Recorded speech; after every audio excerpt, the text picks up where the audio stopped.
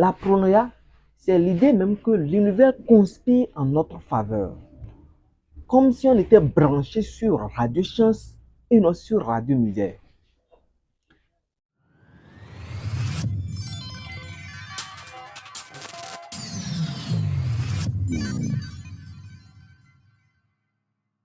Bonjour à toutes et à tous. Aujourd'hui, je viens vous parler d'une maladie mentale qui fait que beaucoup de personnes perdent confiance en eux et en la société. C'est la paranoïa. Vous savez, autant que nous sommes, chacun s'est senti menacé au moins une fois dans la vie. Il nous arrive des moments de penser à tort ou à raison que les gens complotent contre nous, que la société complote contre nous, que même notre famille, notre propre famille complote contre nous. Nous nous mettons au centre de tout ce que font les autres. Bon, jusque-là, c'est pas grave, puisque c'est la première étape de la paranoïa. Après, il y a la personnalité paranoïaque qui diffère de la maladie de la paranoïa, du délire lui-même. Bien évidemment, c'est la personnalité paranoïaque qui conduit au délire. Regardez autour de vous, parce que nous avons tous autour de nous des gens qui ont cette personnalité. Amis, collègues, patrons, conjoints, parents, enfants, c'est souvent des gens qui ont une certaine rigidité. Peu affectifs, c'est souvent des gens qui sont dans la rationalité. Ils ont toujours des préjugés. C'est des partis pris. Ils ont toujours raison. Ils ne savent pas se remettre en question. Bon, je vous arrête tout de suite parce que je sais ce que vous pensez. Vous vous demandez sûrement pourquoi je traite un tel sujet, pourtant je ne suis pas psychiatre. Eh bien, c'est parce que quand on adopte cette personnalité, on manque énormément de confiance en soi. On n'est pas créatif. Notre seul travail revient de chercher et de rechercher les signes de complot, d'accord, dans notre entourage. Vous savez, le parano peut mal interpréter une offre d'aide comme s'il était incapable de faire le travail lui-même. S'il se sent menacé, s'il se sent blessé ou insulté, il ne pardonne jamais la personne qui l'a blessé. La paranoïa entraîne au délire. Là, on parle de la vraie maladie, de la maladie paranoïaque elle-même. Donc, pour ne pas tomber dans cette phase critique de trouble mental, nous devons nous faire un examen de conscience.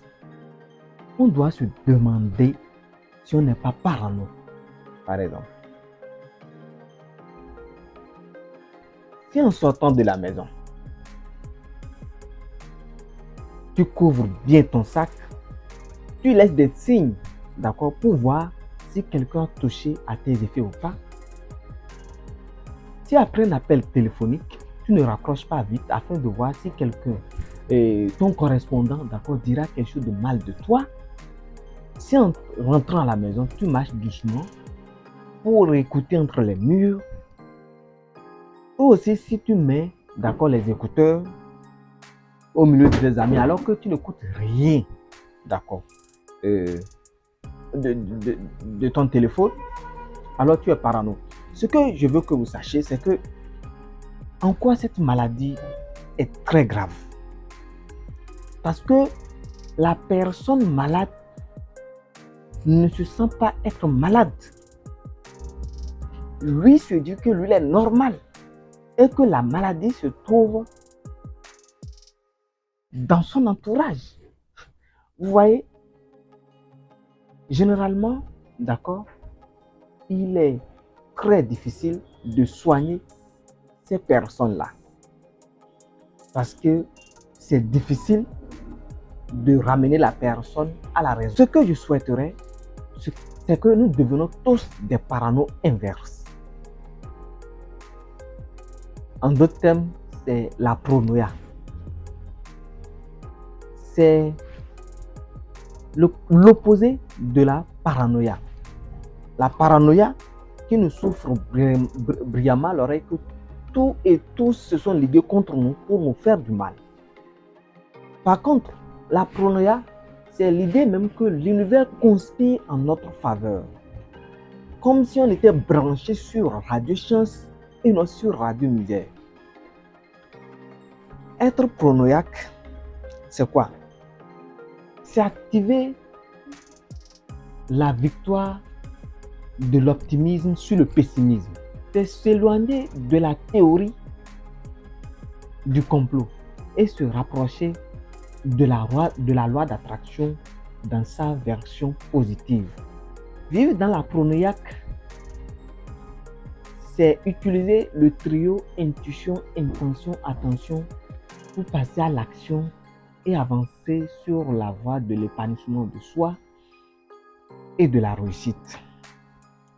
Vous savez, nous avons tous des dons et des talents latents que nous devons de fructifier. Si nous ne faisons rien, d'accord, de ces talents, il sera perdu pour nous-mêmes, pour l'humanité et pour la planète. C'est pourquoi je vous conseille, d'accord, de lâcher prise.